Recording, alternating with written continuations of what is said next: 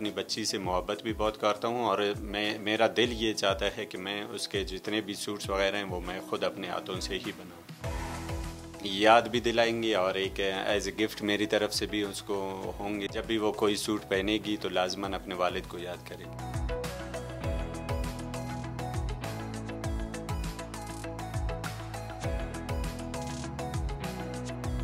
ये मेरा शौक़ है, मैं शौक़ के हवाले से ही ये काम कर रहा हूँ।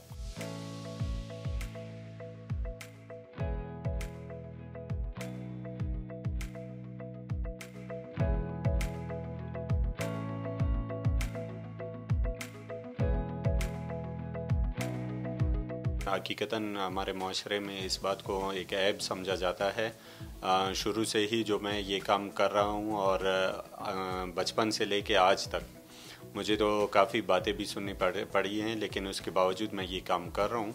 लेकिन इसमें कोई ना ऐब है ना कुछ है, लेकिन ये एक हुनर है। मेरी बेटी की जो शादी के जहेज़ के लिए सूट्स वगैरह हम लोग बना रहे हैं, उसमें ज़्यादा से ज़्यादा तकरीबन हम लोगों का तो रिवाज है 15 से 20 जोड़े बनाना। 15 से 20 जोड़ों में तकरीबन 12-13 जोड़े मैंने अपने हाथों से बनाए।